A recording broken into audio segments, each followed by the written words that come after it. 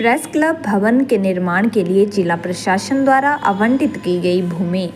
हमीरपुर में press club भवन के निर्माण के लिए जिला प्रशासन द्वारा भूमि आवंटित कर दी गई है। यह भूमि उपमहल गांधीनगर मौजाबाजोरी में स्थित है, जिसे सूचना एवं जनसंपर्क विभाग के नाम स्थानांतरित किया गया है। प्रेस क्लब हमीरपुर ने इस निर्णय के लिए प्रदेश सरकार और जिला प्रशासन का आभार व्यक्त किया है। क्लब के पदाधिकारियों ने मुख्यमंत्री उपायुक्त गंधर्वा राठौर तथा अतिरिक्त जिला दंडाधिकारी अभिषेक गर्ग का विशेष धन्यवाद किया है। प्रेस क्लब के अध्यक्ष सुशील शर्मा ने बताया कि इस भवन के बनने से पत्रकारों को बेहतर कार्यस्थल उपलब्ध होगा और अब जल्द ही भवन निर्माण कार्य शुरू होने की उम्मीद है। इस अवसर पर प्रेस क्लब अध्यक्ष सुशील शर्मा, कार्यकारी अध्यक्ष जसवीर कुमार, वरिष्ठ पत्रकार चंद्रशेखर शर्मा, अरविंद सिंह, नीलकांत भारद्वाज, महासचिव कमलेश भारद्वाज, विशाल राणा, अनिल शर्मा, बीके शर्मा, अशोक राणा, सुमित राठौर, पंकज भारतीय, कंचन शर्मा, डॉक्टर आदित्य पुरी, सुरेंद्र ठाकुर, मंगलेश राव, राजेश खन्ना, उषा चौहान, मोहनजीत सिंह चौहान, बबीता चंदेल, नवीन कुमार, विकेश कुमार, रवि कुमार तथा अमित कटोच सहित अन्य सदस्य उपस्थित रहे और सभी ने मुख्यमंत्री का आभार व्यक्त किया है।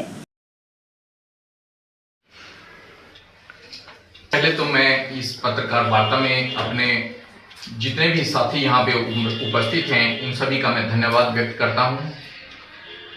प्रेस क्लब हमीरपुर के लिए आज बहुत ही खुशी का दिन है और मैं आप सभी को बधाई देना चाहता हूँ कि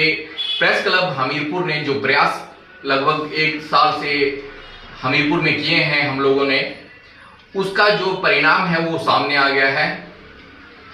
हम लोगों को उपायुक्त हमीरपुर द्वारा जो है वो जमीन का आवंटन कर दिया गया है और आप सभी के लिए बहुत बधाई की बात है कि हमीरपुर के प्रेस क्लब के लिए उपायुक्त हमीरपुर ने एक प्राइम लोकेशन पे हमें जमीन उपलब्ध करवाई है। उसका जो है मैंने काफ़ी मुझे जद्दोजहद करनी पड़ी। मैं काफ़ी बार मुझे यहाँ पे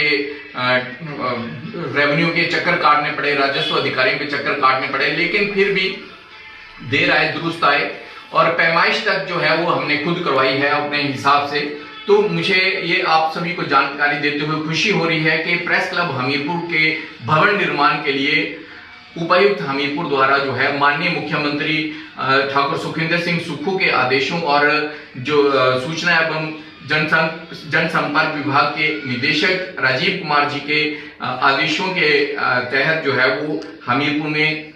प्रेस क्लब के लिए जमीन उपलब्ध करवा दी गई है। और मैं आप लोगों को बताना चाहता हूं कि जो लेटर हमें उपलब्ध हुआ था निदेशक सूचना एवं जनसंपर्क विभाग की तरफ से, वो ये लेटर है और ये देख लीजिए आप सारे। और उस लेटर के तहत उन्होंने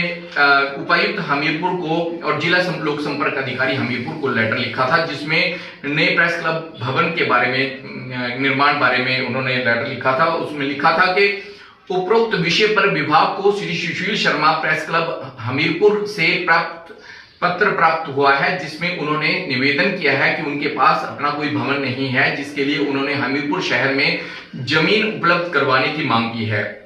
उन्होंने बीडीओ कार्यालय हमीरपुर के समीप श्यामला जमीन के कम से कम 10 मरले भूमि प्रेस क्लब हमीरपुर को उपलब्ध करवाने तथा भवन निर्माण हेतु उचित आर्थिक सहायता उपलब्ध करवाने की मांग की है। इसलिए उन्होंने उपायुक्त हमीरपुर और डीपीआरओ हमीरपुर को ये लेटर लिखा था और उसके तहत ही हमें जो लेटर प्राप्त हुआ है, एज प्रेस क्लब अध्यक्ष होने के नाते मुझे जो पत्र प्राप्त हुआ है उसमें ये डिस्ट्रिक्ट कलेक्टर की तरफ से ये पत्र प्राप्त हुआ है, जिसमें 7 मार्च को इन्होंने आदेश दिए हैं, जिसमें उपायुक्त हमीरपुर के द्वारा जो है वो हमें अपनी शक्तियों का प्रयोग करते हुए जमीन उपलब्ध करवा दी गई है। और उसका जो है 75 स्क्वायर मीटर्स में गैर मुमकिन अहाता सिचुएटेड इन उप मोहाल गांधीनगर मौजा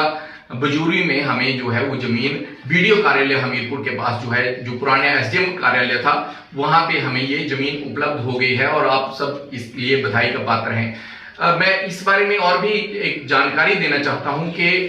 आज कुछ लोग जिनको ये भी पता नहीं था, जो बुजुर्ग लोग हैं प्रेस क्लब के, जो रिटायर्ड लोग हैं, पहले कभी पत्रकार हुआ करते थे, लेकिन अब 30, 35, 40 साल तक जो पत्रकार रहे हैं और उनको अभी तक ये नहीं पता था कि जमीन कहां पे उपलब्ध करवाई गई है। जिनको शाम तक ये पता नहीं था कि जमीन कहां पे दी गई है, उनको ये भी पता नहीं था कि जमीन अलॉट कर दी है, जबकि ये हमें 15 दिन पहले ही ये पत्र आ चुका था। तो मैं बता दूं कि उन लोगों को वो लोग सिर्फ लोगों को गुमराह कर सकते हैं, लेकिन सच्चाई जो है वो छिप नहीं सकती। और मैं आप सभी के माध्यम से मैं बता दूं कि इस संदर्भ में जो 420 का मामला बनता है वो अभी तक हमने वापस नहीं लिया है। कुछ लोगों ने के ऊपर जो 420 का मामला है वो लगातार चल रहा है और 20 अप्रैल को भी उसकी डेट है और उसको हम जो है वो मामले को चलाए हुए हैं। उसमें 420 120 बी के तहत जो है और कुछ लोगों के ऊपर मामला जो है हमने माननीय न्यायालय में दर्ज करवाया है, वो अभी तक मामला चल रहा है।